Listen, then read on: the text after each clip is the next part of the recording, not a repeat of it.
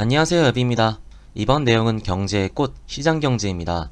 시험에 시장경제를 활용한 그래프 문제는 정말 수도 없이 나오니까 이번 내용은 복습을 철저히 했으면 좋겠습니다. 경쟁이 격렬한 완전 경쟁 시장에서 판매자와 구매자는 가격만 보고 행동을 결정합니다. 그렇기 때문에 물건의 가격에 의해 사회 전체 수요와 공급은 자동적으로 조정됩니다. 전 시간에 배웠던 아담 스미스의 신에 보이지 않는 손이 바로 이 시장 메커니즘입니다. 이제부터 시험에 너무너무 잘 나오는 수요 곡선과 공급 곡선의 이야기로 넘어가겠습니다. 수요 곡선은 기본적으로 이 방향입니다. 가격이 높을수록 수요가 적고 가격이 낮을수록 수요량이 많음을 보여줍니다. 싼 물건은 사람들이 많이 사고 비싼 물건은 사람들이 잘 안 사는데 이 그래프는 그러한 측면을 눈에 보이게 그래프로 한 것입니다. 자, 그래서 이 그래프는 대체 어떻게 읽는 것인가? 경작에서는 가격을 먼저 봅니다.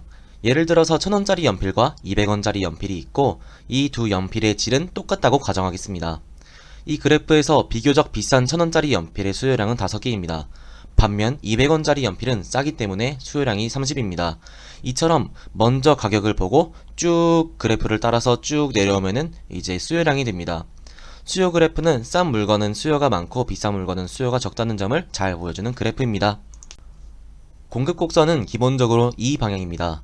보통 생산자들은 가격이 싼 물건은 어차피 팔아도 돈이 안 되기 때문에 별로 안 만들려고 합니다. 하지만 가격이 비싼 물건은 팔으면 많은 돈이 되기 때문에 생산을 많이 하려고 합니다. 가격이 낮을수록 공급량이 적고 가격이 높을수록 공급량이 많다는 점을 이제 한눈에 보여주는 그래프입니다. 이것도 읽는 방법은 똑같습니다. 1000원짜리 연필은 비싸서 팔면은 이득이 되기 때문에 50개가 생산되었습니다. 반대로 200원짜리 연필은 싸서 뭐 돈도 안 되니까 별로 안 만들려고 해서 이제 공급량은 5개가 되었습니다. 가격을 먼저 보고 쭉 따라가서 공급 곡선과 만나는 지점에서 쭉 내려가면 그게 공급량입니다. 우리가 위에서 배웠던 수요 곡선과 공급 곡선을 짬뽕한 것이 바로 이 수요 공급 곡선입니다. 이 곡선도 읽는 방법은 완전 똑같습니다. 예를 들어서 시장에서 연필이 1000원이라고 가정합시다. 연필이 1000원일 때 연필은 5개밖에 안 팔립니다.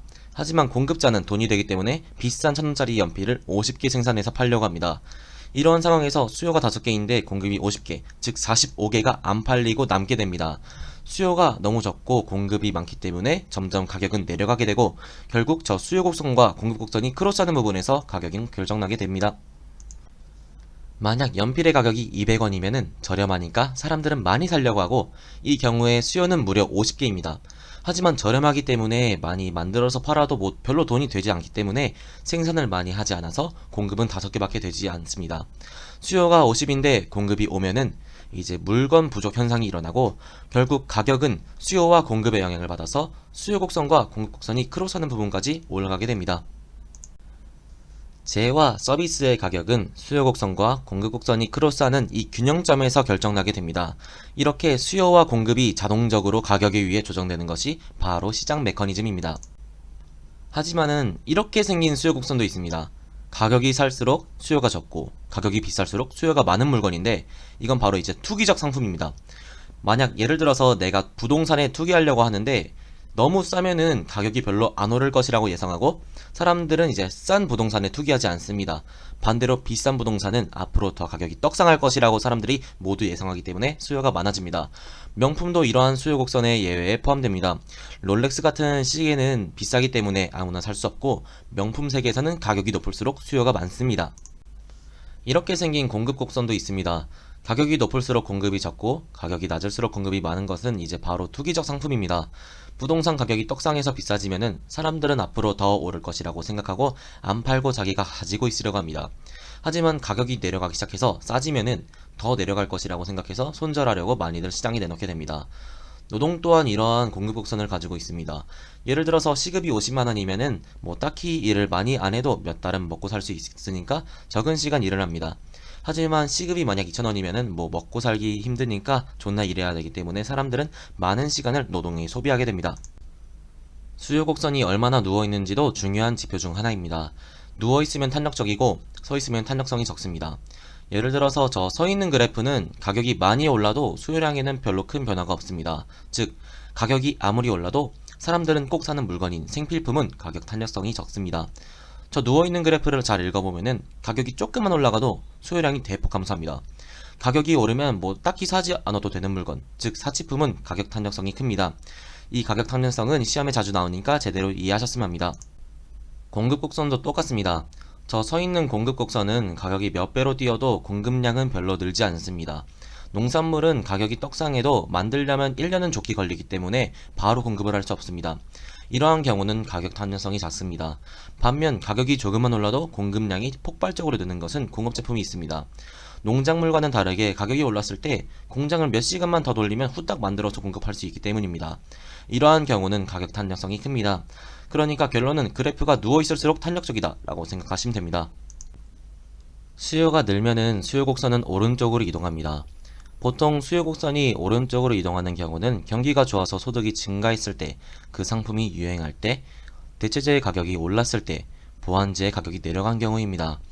대체재란 예를 들어서 이제 빵과 쌀처럼 서로를 대신할 수 있는 상품을 말합니다.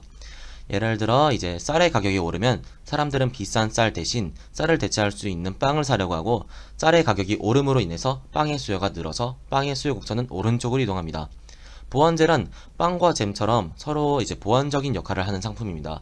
예를 들어서 잼의 가격이 내려가면은 저렴해진 잼을 발라 먹을 빵을 사려는 움직임이 많아지고 빵의 수요가 늘어서 빵의 수요 곡선은 오른쪽으로 이동하게 됩니다.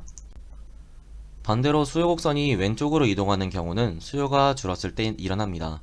수요 곡선이 왼쪽으로 이동하는 경우는 소득이 감소했을 때, 유행이 뒤처질 때, 대체재 가격이 내려갔을 때, 보완재 가격이 올라갔을 때입니다.